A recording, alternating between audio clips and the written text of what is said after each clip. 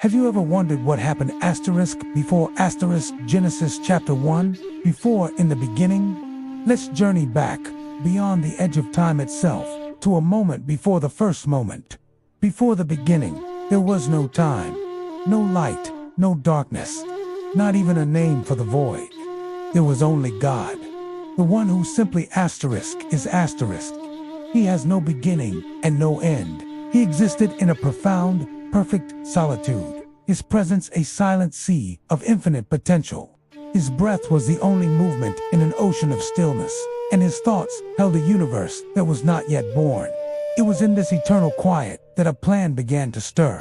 Deep within the heart of God, the very first seed of creation formed a spark of will, a divine intention, waiting for the moment he would simply say, "Let it be." Before shaping the world we know, God first brought forth the unseen heaven. This wasn't a place of clouds and stars, but a realm beyond all human sight, a dimension of pure spirit. It was here that he created the first beings, spirits of light, angels, to dwell in his presence. He gave them wings woven from glory and songs composed of pure joy. Their existence was a symphony of endless praise, a constant chorus before the throne of the Almighty. They were the first audience to the majesty of God, living and moving within his glorious light. And among the celestial host, one shone brighter than all the rest. His name was Lucifer, the morning star. He was a masterpiece of God's creation, radiant in beauty and profound in wisdom. He stood near the very throne of God, a perfect mirror reflecting the divine glory. He was, in many ways, the pinnacle of angelic creation, a testament to the power and artistry of his maker. His light was so brilliant it was second only to God's own. But then, a shadow fell where no shadow should have been. The mirror, designed to reflect the Creator, fell in love with its own reflection.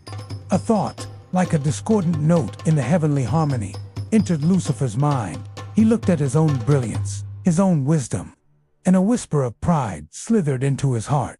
If I can shine by my own light, if I am so magnificent, am I not also a god? It was a question born of self-love, and at that very moment, the perfect harmony of heaven cracked. The first fracture in all of eternity had just appeared. That single thought of pride ignited a rebellion. War erupted in heaven. It wasn't a war of flesh and blood, but a war of wills, of loyalty, of light against a new and terrible darkness.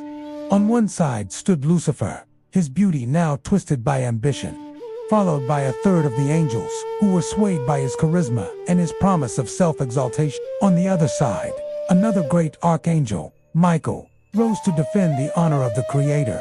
His voice thundered through the celestial courts with a question that became a battle cry: who is like God? The conflict was cosmic and devastating.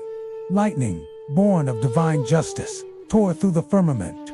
Stars, the celestial beings themselves, fell like sparks from a forge. In a final, climactic confrontation, Lucifer and all who followed him were defeated. They were cast out, thrown down from the heights of heaven into a newly formed abyss of darkness and separation.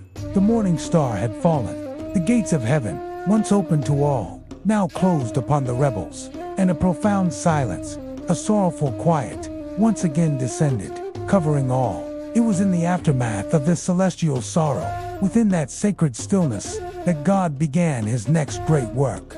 He opened a new dimension, one entirely different from the spiritual realm.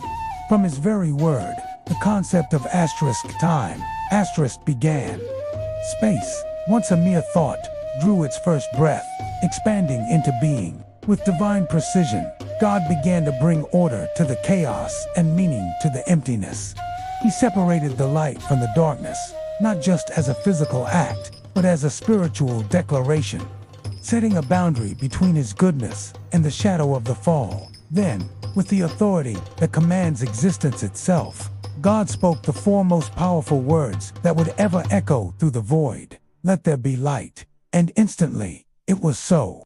The very first physical light pierced the primordial darkness, pulsing like the heart of a newborn universe.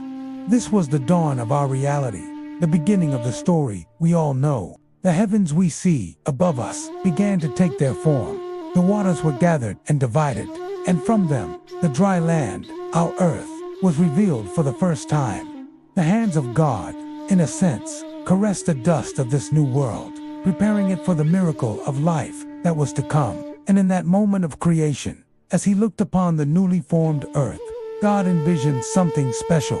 He saw a garden, a place of perfect peace and communion, untouched by the sorrow and rebellion that had scarred the heavens. A sanctuary where he would one day walk in the cool of the evening, not with angels, but with a new kind of being, made in his own image. Mankind, a gentle smile, full of hope and love, graced the face of the Creator. He looked at the burgeoning light and whispered to the future, "The time will come." The light of that first day grew brighter. The stage was set, and a new, incredible chapter was ready to begin. Genesis chapter 1. Thank you so much for joining me on this journey before the beginning. If you found this exploration of the cosmic backstory as fascinating as I do, please give this video a thumbs up and subscribe to the channel. Don't forget to hit that notification bell so you won't miss our next deep dive. See you in the next video.